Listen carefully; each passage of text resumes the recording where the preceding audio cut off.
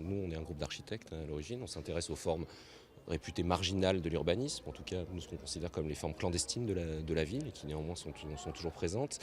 Et on a voulu l'inscrire dans le cadre du mois de l'architecture, parce que ce qu'on voit ici, pour nous en tout cas, c'est de l'architecture qui se fait sans architecte. Il nous semble important de ne pas confondre architecture et profession d'architecte, ni architecture et marché du bâtiment, et encore moins urbanisme et marché du bâtiment. Et la ville telle qu'elle se développe aujourd'hui, elle se développe aussi de cette manière-là. Si on voit une population croissante qui arrive aujourd'hui à peu près, qu'on estime à 1 million de personnes en France vivant de manière légère et mobile, à la fois en camion, en caravane, en yourte, en camping-car. Donc une population qui augmente, qui évidemment change le visage de nos villes. Donc ça, ces camions-là, vous les voyez encore une fois de manière un peu clandestine, au coin des rues par moments.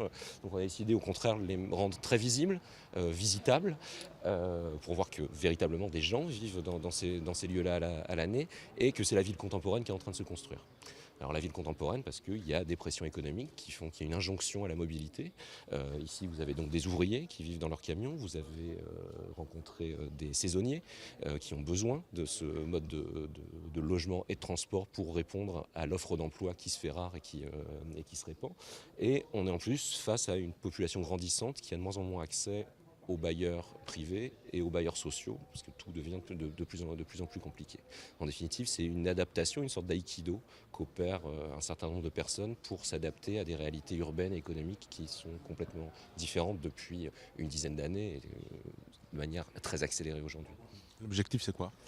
L'objectif, c'est d'une part rendre ces habitations et ce mode d'habiter visible, lisible, puisque on aurait très bien pu laisser.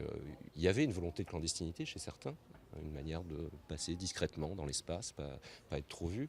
Il se trouve que là, récemment, un nouveau décret est passé concernant le contrôle technique, donc on pense tout de suite aux questions de pollution, etc. Mais ça concerne aussi, très bizarrement, la directive européenne a très tôt visé les aménagements de camions servant d'habitation, en faisant en sorte qu'un certain nombre de ces habitations se retrouvent exclus du droit de circuler et par là même leurs habitants rejetés une deuxième fois à la rue. Donc il nous semblait important de sortir justement de cette clandestinité, affirmer et rendre visible ce nouveau mode d'habiter, ou ce mode d'habiter disons ancien mais qui réapparaît de manière très forte aujourd'hui, et essayer de voir en définitive quelles sont les marges. Est-ce qu'il est encore possible de vivre de cette manière-là, ou est-ce que ces gens-là vont être condamnés à être à la rue, ou condamnés à essayer de trouver énormément d'argent pour rentrer dans le marché du camping-car, en sachant qu'un camping-car c'est 40 000 à 50 000 euros quand même, hein, c'est pas un petit investissement.